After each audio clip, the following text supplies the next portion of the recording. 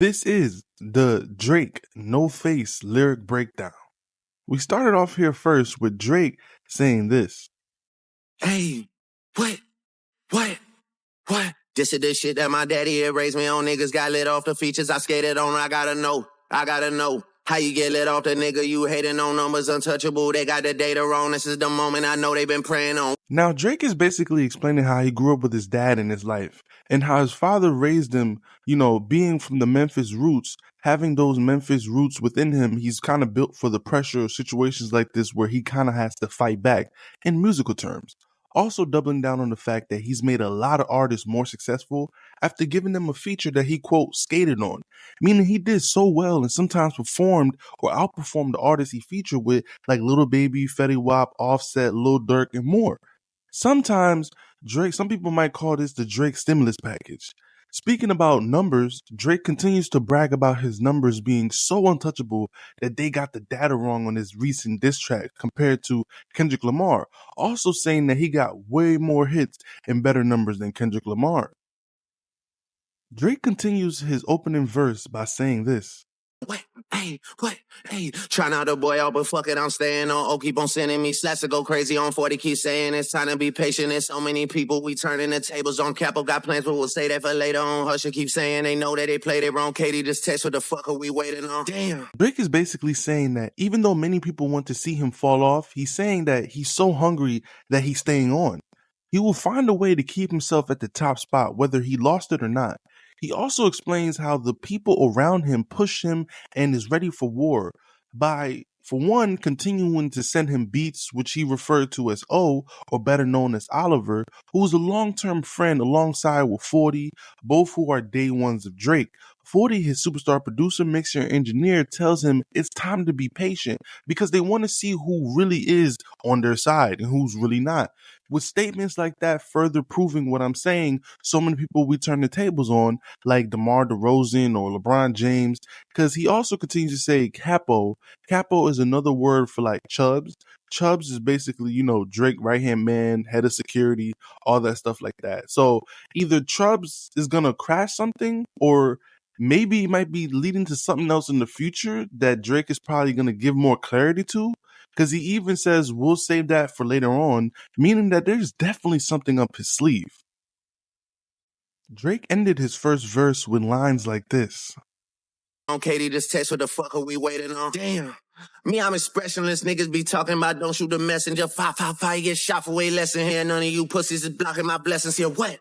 Drake, longtime friend and supporter KD, gets a name drop on the song for being his close right-hand man.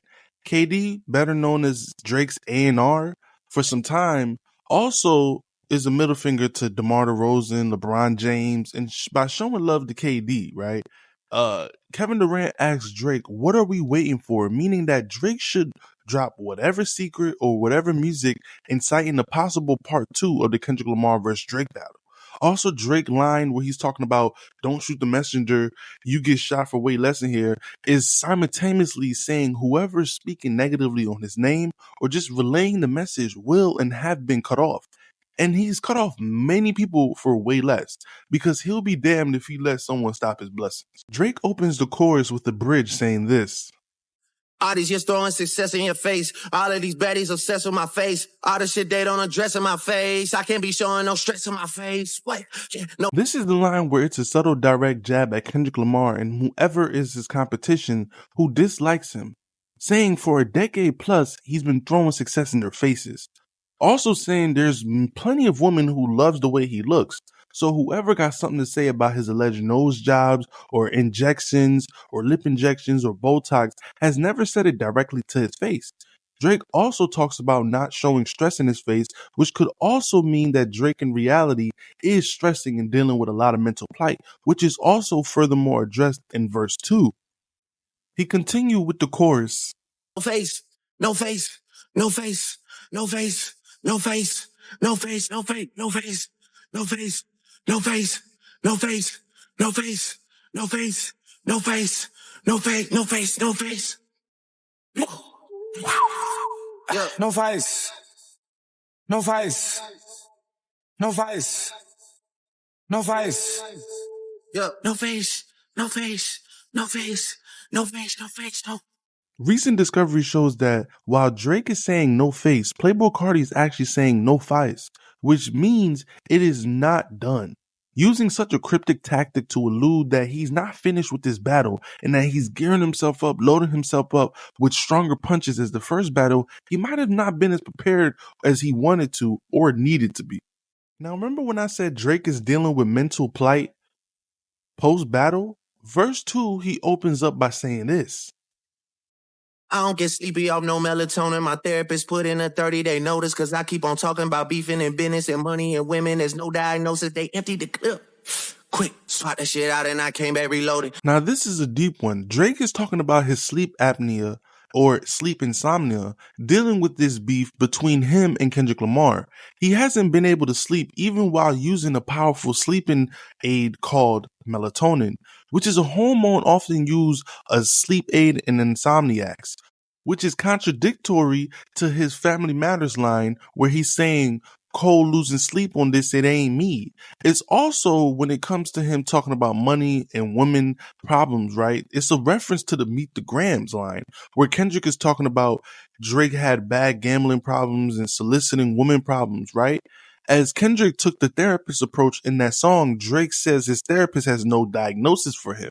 Drake also says that Kendrick Lamar emptied the clip, meaning that he said everything about Drake. What else is there left to say about Drake that hasn't already been said?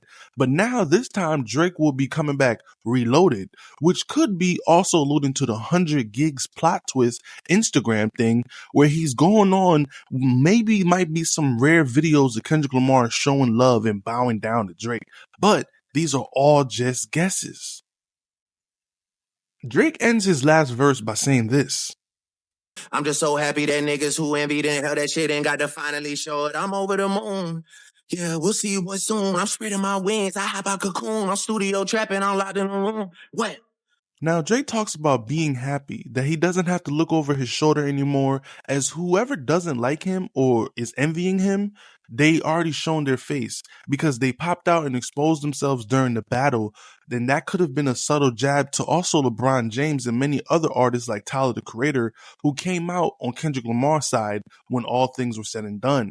Drake ends it by talking about the moon. He might have been alluding to also a big release that might also come after the full moon in September or October, which is when his duo collab album with Party Next Door will be coming out or set to release, which is in the fall. He ends it by saying that he's studio trapping, which is a double entendre of him being locked in the studio developing and working on great music by any means necessary. Also using popular Atlanta slang to tell Kendrick Lamar that he's going to continue to double down being a culture vulture or whatever you don't dislike about him, he will continue to keep doing because he also used the N-word a lot of times. So let that sink in. Thank you for watching this lyric breakdown of Drake No Face. I hope you enjoy. Leave your feedback on what you think I might have missed. Drop a like, comment, share, and subscribe. It's been your boy, Alphamediaroom. Peace.